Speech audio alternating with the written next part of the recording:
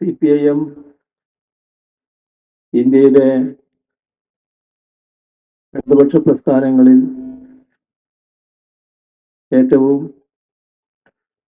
ശ്രദ്ധേയമായ നേടിയ പ്രസ്ഥാനമാണ്. പക്ഷേ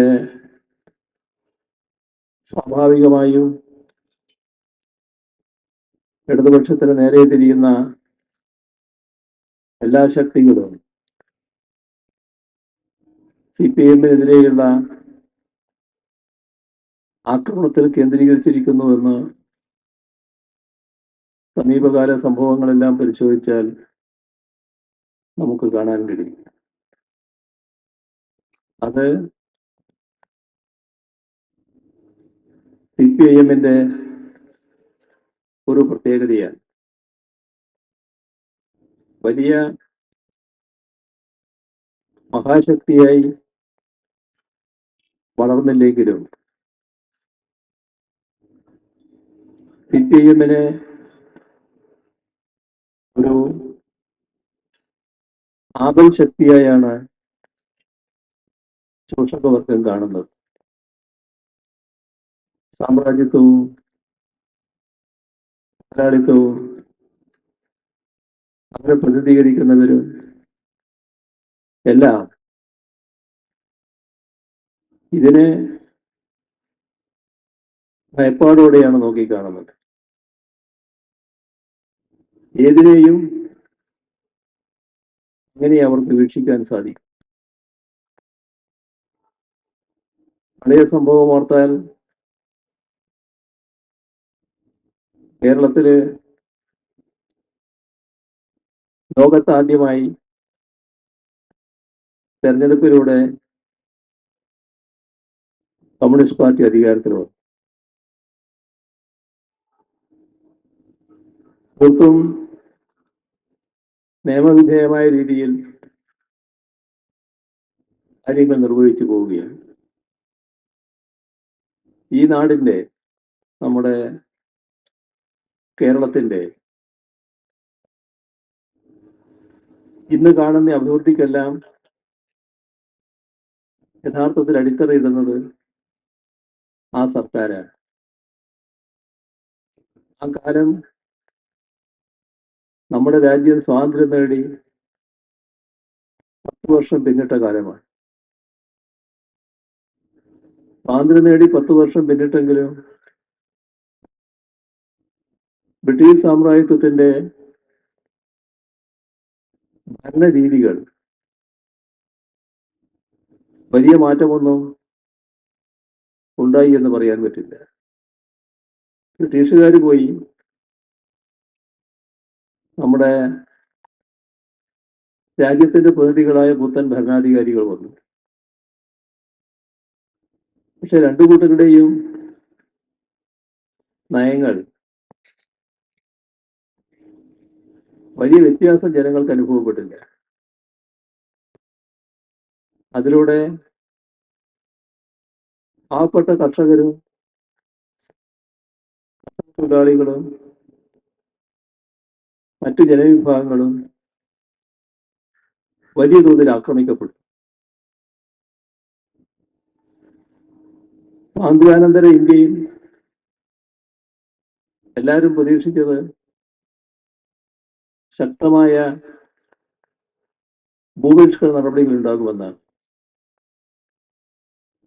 ഇന്ത്യൻ നാഷണൽ കോൺഗ്രസ് സ്വാതന്ത്ര്യ സമര ഘട്ടത്തിൽ കറാച്ചി കോൺഗ്രസ് വെച്ച് അംഗീകരിച്ച പ്രമേയം ആളുകൾക്ക് വലിയ പ്രതീക്ഷ നൽകുന്നുണ്ടായിരുന്നു. പക്ഷേ ഇന്ത്യയിൽ ഒരിടത്തും ഭൂപരിഷ്കരണ നടപടികൾ ഉണ്ടായില്ല. പഴയ അതേ രീതി തുറന്നു വന്നു. അപ്പോഴാണ് 1956 അവസാനം നവംബർ 1 കേരള സംസ്ഥാനം രൂപം കൊള്ളുന്നത്. 1957 ഏപ്രിലില് EMS നേതൃത്വത്തിലുള്ള ഗവൺമെന്റ് അധികാരത്തിൽ വരും. ആ ഗവൺമെന്റ് സ്വീകരിച്ച ഒട്ടേറെ സുപ്രധാന നടപടികളുണ്ട്. അതിലൊന്ന് കാർഷിക പരിഷ്കരണമായിരുന്നു. 4-ാമത്തെ ദിവസം ഒഴിപ്പിക്കൽ നിരോധന ഓർഡിനൻസ് കൊണ്ടുവന്നു. ശക്തമായ ഭൂപരിഷ്കരണ നടപടികളിലേക്ക് നീങ്ങി. ഇത് ആ ഭാഗം വളരെ വിശദമായി ഞാനിപ്പോൾ പോകുന്നില്ല. പക്ഷേ നമ്മുടെ നാടിന്റെ ഇന്ന് കാണുന്ന പ്രത്യേകതക്കെല്ലാം ഇടയാക്കിയൊരു ഇടപെടലായിരുന്നു. പിന്നീട് രാജ്യവും ലോകവും കേരള മോഡൽ എന്ന് പറഞ്ഞുകൊണ്ട് കേരളത്തിന്റെ വികസന നടപടികളെ ഉയർത്തിച്ചിരുന്നു. അതിനിടയാക്കിയത് ഈ ഭൂപരിഷ്കരണ നടപടിയെ. മാത്രമല്ല, നാടിന്റെ അഭിവൃദ്ധിക്ക് എല്ലാവരും വിദ്യ അഭ്യസിക്കുക, സാർവത്രിക വിദ്യാഭ്യാസം, അതിനുള്ള സൗകര്യങ്ങൾ ഉണ്ടാക്കുക. അതിനായി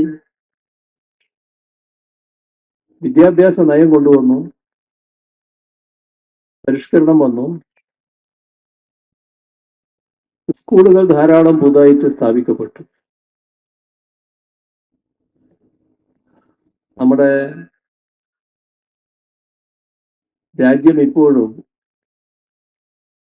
വലിയ തോതിൽ നിരക്ഷരർ ഉള്ള രാജ്യമാണ്. സാക്ഷരത നേടാത്തവർ ധാരാളമാണ് നമ്മുടെ രാജ്യം. വലിയ നമ്പറാണ്. എന്നാൽ ദശാബ്ദങ്ങൾക്ക് മുൻപ് തന്നെ നമുക്ക് കേരളത്തിന് സമ്പൂർണ്ണ സാക്ഷരത നേടാൻ കഴിയും. അതിനിടയാക്കിയത് അന്നത്തെ ഗവൺമെന്റ് തുടങ്ങി വെച്ച പ്രവർത്തനമാണ്. വിദ്യാഭ്യാസ രംഗത്ത് വന്ന മാറ്റങ്ങൾ, ഇങ്ങനെ പലതും. ഇതിലെവിടെയും ജനങ്ങൾക്ക് ദ്രോഹമായി ഒന്നും കാണാൻ കഴിയില്ല.